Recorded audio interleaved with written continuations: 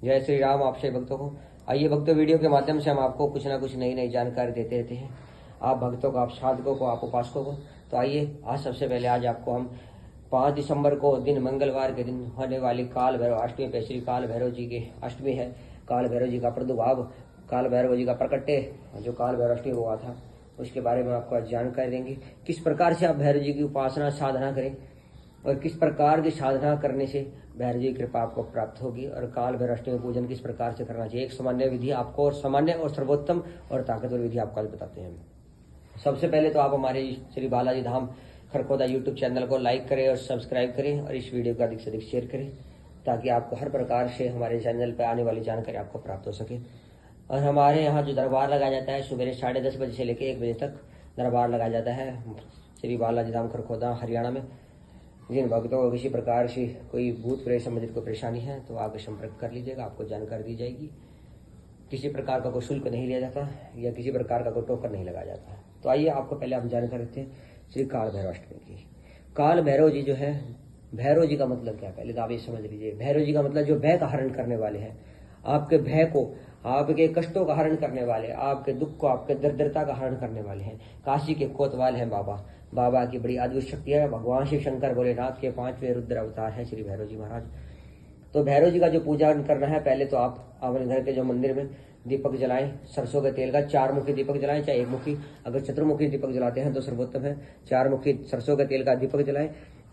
ओम ह्रीम काल भैरवाय नमः इस मंत्र का जप करते हुए, या ओम ह्रीम भैरवाय नमः इस मंत्र का जप करते हुए आप चारों बत्ती जो तेल की है, सरसों के तेल के दीपक की है, वो जलाएं एक एक करके। ओम ह्रीम भैरवाय स्वाहा, ओम ह्रीम भैरवाय स्वाहा, ओम ह्रीम भैरवाय स्वाहा, इस प्रकार से यानी जो जलाए तो स्वाहा और जप करें तो नमः, या ओम ह्रीम काल भैरवाय नमः या ओम ह्रीम काल भैरवाय स्वाहा। हवन में स्वाहा और पूजन जो जलाने में स्वाहा। और वैसे आप जब करें ओम ह्रीम काल भैरवाय नमः का करें। 4 बत्ती वाला दीपक आप जलाएं। लाल आसन बिछाएं। आपका मुख उत्तर, पूरब, पश्चिम में कहीं भी हो, कोई दिक्कत नहीं होगी। दक्षिण मुखी ना हो, क्योंकि दक्षिण में करी हुई मुख करके जब पूजा करते हैं बड़ी उग्र हो जाती है।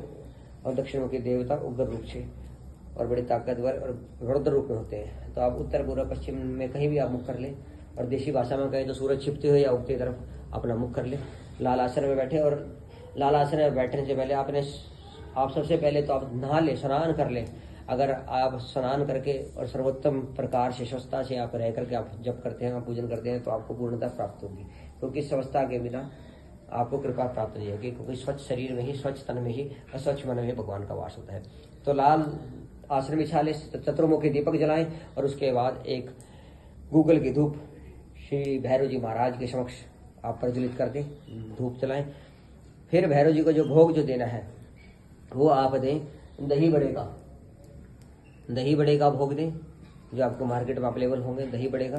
और दही बड़े पर आप एक काम करें, 100-125 ग्राम काले उड़द को, कच्ची उड़द नहीं, पका करके उड़द को उबाल करके पका करके उड़द को, काले उड़द को आप दही बड़े के ऊपर डाल दें। और फिर दही बड़े के ऊपर दही और दही के ऊपर लाल मिर्च और एक गुड़ की डली, अर्थात थोड़ा सा गुड़, 150 ग्राम, 20 ग्राम, 10 ग्राम गुड़ भी उसके ऊपर रख दें।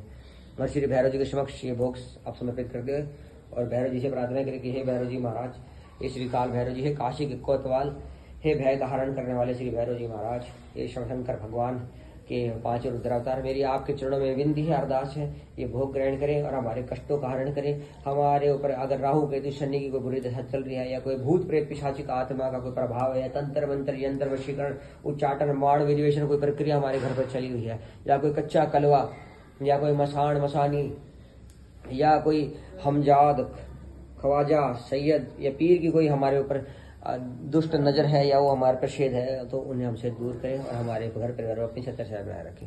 ये भोग आप श्री भैरव जी के चरणों में समर्पित करें। और ये भोग लगाने के बाद आप उस मंदिर के में, अपने घर के मंदिर में पर्दा कर दें 5-6 मिनट के लिए और पर्दा करके बाहर आ जाए, क्योंकि भोग और भजन एकांत में ही करना चाहिए। तो भोग जब लगाए देवता को एकांत में लगा के और वापस बाहर आ जाए। 5-6 मिनट के बाद आप वापस जाएंगे तो भोग उठा करके श्री भैरव जी से प्रार्थना करने के उपरांत वो भोग उठाए और भोग उठा करके गली में किसी पालतू कुत्ते को दे। कुत्ता चाहे काला हो, सफेद हो, लाल हो, पीला हो, कैसा हो, कुत्ता होना चाहिए। ये जरूरी नहीं कि काला कुत्ता हो, काला कुत्ता मिले सर्वोत्तम, नहीं तो कुत्ता किसी प्रकार का जंगली कुत्ता हो जो गली में होते हैं, उस कुत्ते को आप ये भोग समर्पित करें।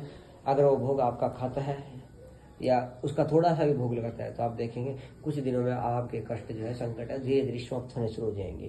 क्योंकि भैरव जी की जो सवारी है वो श्वान की है। कुत्ते को संस्कृत में श्वान कहा जाता है। ये आप करें और उसके उपरांत कम से कम 5 माला ओम ह्रीम काल भैरवाय रमेश मंत्र का जप करें। आप देखेंगे दिन प्रतिदिन आप इस जप